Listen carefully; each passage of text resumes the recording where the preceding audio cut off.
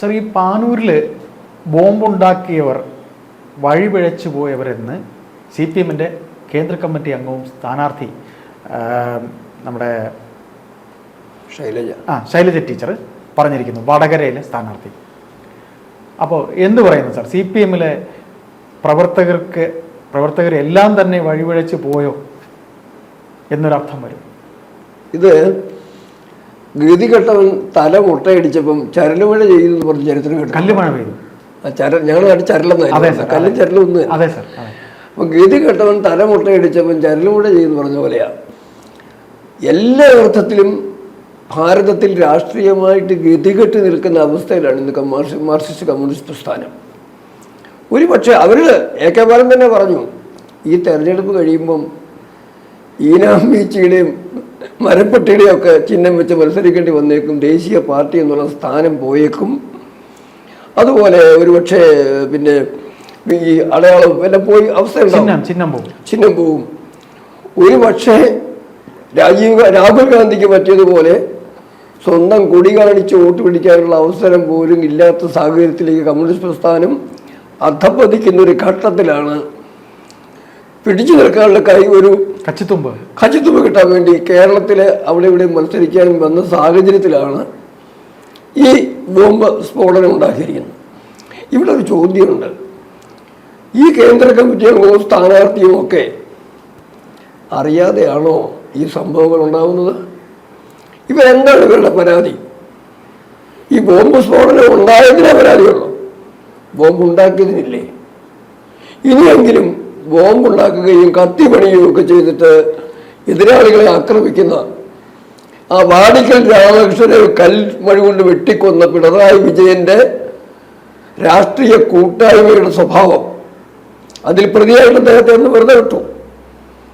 അത് രാഷ്ട്രീയ സർക്കാർ സ്വാധീനമുണ്ടായിരിക്കാം. എങ്കിലും പൊതുസമൂഹം ഇന്നും പിണറായി വിജയനെ കാണുന്നത് ആ പാവപ്പെട്ട തൊഴിലാളി വാടിക്കൽ രാമകൃഷ്ണനെ കൽമഴ കൊണ്ട് വെട്ടിക്കൊന്ന സമൂഹത്തിൻ്റെ പ്രതിനിധിയായിട്ടാണ്. അവർക്ക് ഇനിയെങ്കിലും കേരളത്തിൻ്റെ രാഷ്ട്രീയ രംഗത്ത് ഈ ഭീകരത, ഒരു കാര്യം അവർ ഓർക്കണം, പാർട്ടിയുടെ അംഗത്വമുള്ള അംഗങ്ങൾ മാത്രമല്ല അവർ വോട്ട് ചെയ്യുന്നത്. തുടക്കത്തൊട്ട് എങ്ങനെയാണ്? ഉദാഹരണത്തിന് 1957 തെരഞ്ഞെടുപ്പ് വിദ്യത്തെ ഒരു കൊട്ടിഘോഷിക്കാറുണ്ട്. അന്നും പാർട്ടിക്കാരൊന്നല്ല അവർ വോട്ട് ചെയ്തത്. ചങ്ങനാശ്ശേരിയിലെ മണ്ണത്തൂർ ഡാമിനെ ചെന്ന് കണ്ട് PK വാസുദേവൻ നായരും കല്യാണകൃഷ്ണൻ നായരും MN ഗോവിന്ദൻ നായരും ഒക്കെ അവിടെ ചെന്ന് കണ്ട് ഞങ്ങൾ സമുദായത്തിൻ്റെ പേരും പറഞ്ഞ്, അത് രാഷ്ട്രീയ സാഹചര്യം വേറെയാണ്. അന്ന് വിഭാഗീയമായി അന്ന് ഹിന്ദുവിൻ്റെ പ്രതിരോധത്തിൻ്റെ വോട്ടും കൂടെ വാങ്ങിച്ചിട്ടാണ്.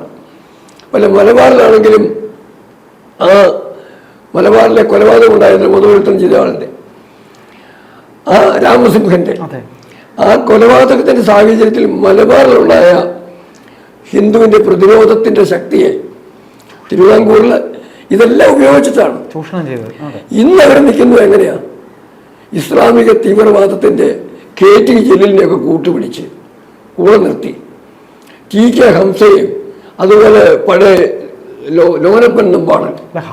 ഹംസയൊക്കെ എത്രയോ കാലമായില്ല സാർ. അല്ല, ഞാൻ പറയുന്നത് ഇവർ over A period of time രാഷ്ട്രീയം ഇവർ കണ്ടെത്തിയത് തന്നെ ഓരോ പീരീഡിൽ ഇങ്ങനെ മറ്റുള്ളവരെ കൂട്ടുപിടിച്ചിട്ടാ. അല്ലാതെ കമ്മ്യൂണിസ്റ്റ് പ്രസ്ഥാനത്തിന് കേരളത്തിൽ സ്വന്തമായിട്ട് ഭൂരിപക്ഷം കിട്ടുന്നതിനുള്ള ഒരു സാഹചര്യവുമില്ല.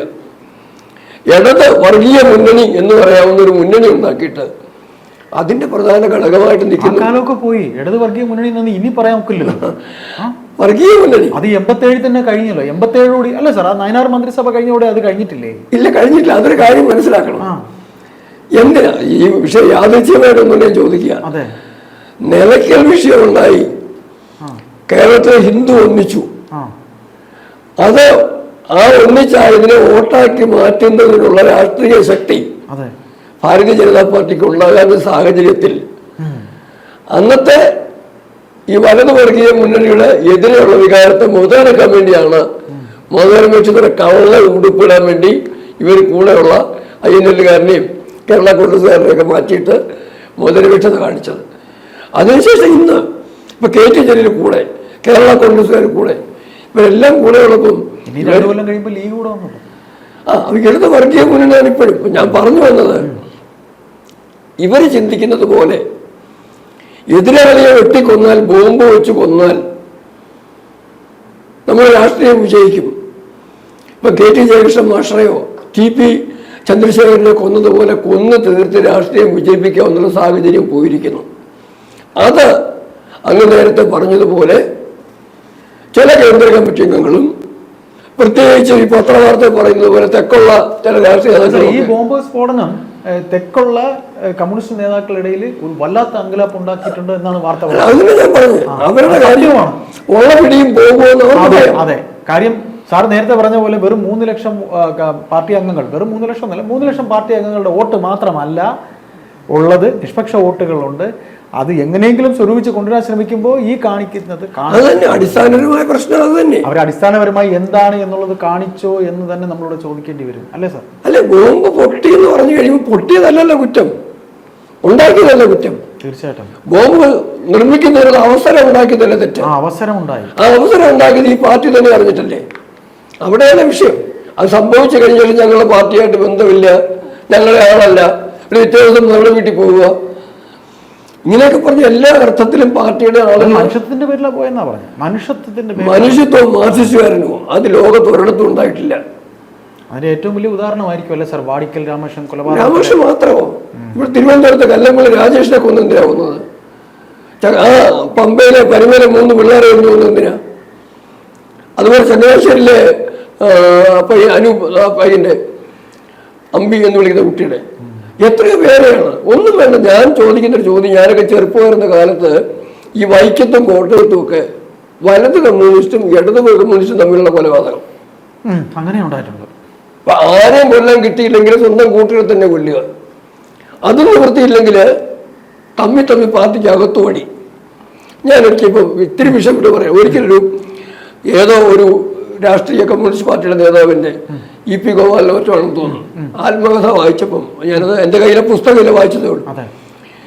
EMS എന്തോ തർക്കമുണ്ടായിട്ട് കഴുത്തിന് പിടിച്ചു എഴുതിയിരിക്കുന്നു.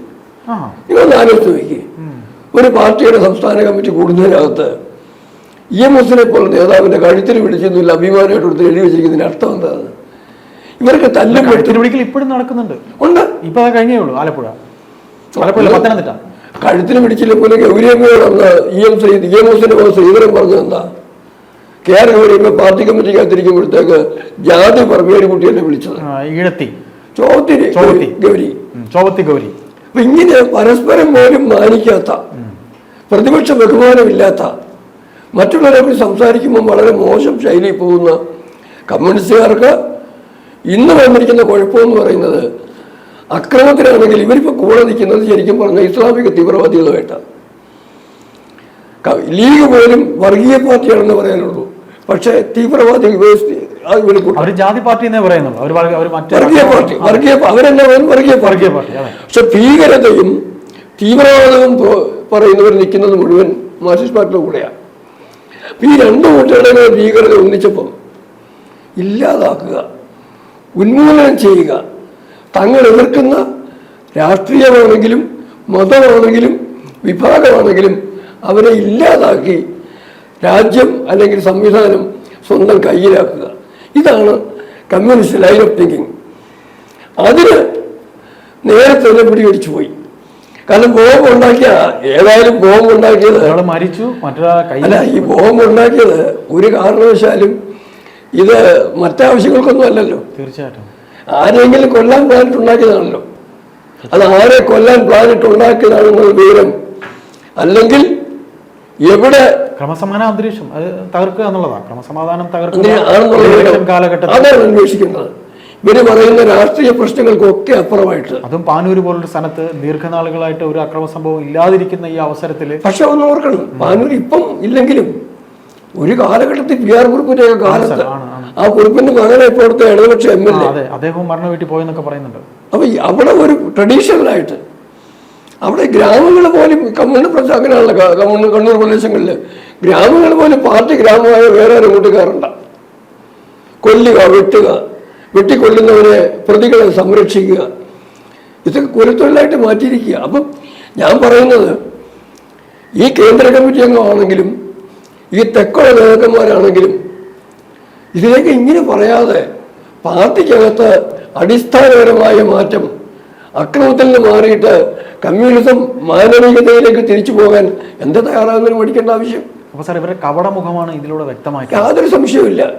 അതിലൊരു CC മെമ്പർ പറയുന്നതിലൊന്നും യാതൊരു അർത്ഥവുമില്ല. ഒരർത്ഥവുമില്ല. ആ CC മെമ്പർ പറയുന്നതിന് നമ്മൾ അർഹിക്കുന്ന അവരോട് തള്ളിക്കളയുക. സമൂഹത്തിന് കിട്ടിയ നല്ല പാർട്ടിയാണ് ഇവർ. അവർ പറയുന്നത് കേട്ടാൽ ബാക്കിയുള്ളതെല്ലാം അത്ര നല്ല.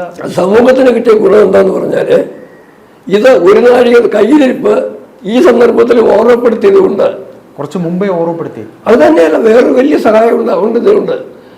ഇട്ട പദ്ധതിയെങ്കിലും നടക്കാതെ പോകുമല്ലോ. തീർച്ചയായിട്ടും തിരിച്ചു തന്നെ അത് റിവേഴ്സ് ആയിട്ടുണ്ടായി, തിരിച്ചടിച്ചു. ഈ ബോംബ് നിർമ്മിച്ചപ്പോഴ് ഒരു പദ്ധതി ഇട്ടിട്ടുണ്ടല്ലോ, എവിടെയെങ്കിലും ആക്രമണത്തിൽ മാറ്റിട്ടുണ്ടല്ലോ. അതെ, അത് നടക്കാതെ പോയി. അത് അവിടെ കടന്നു പോകേണ്ടിയ സ്ത്രീകളുടെയും പുരുഷന്മാരുടെയും അല്ലെങ്കിൽ അവിടെ ചെന്നുപെട്ടു പോകുമായിരുന്ന എതിർ പാർട്ടിക്കാരുടെയും അവരുടെ ഈശ്വരാധീനം എന്നും കരുതുന്നതല്ലേ നല്ലത്. അതല്ലേ യാഥാർത്ഥ്യം. അതുകൊണ്ട് ഇവർ ഈ പറയുന്ന ഒരു ഉദാഹരണം ഞാൻ പറയും. ഇവർ പറയുമ്പോൾ ഞാൻ ഒരു കാര്യം തിരിച്ചു ചോദിക്കുക.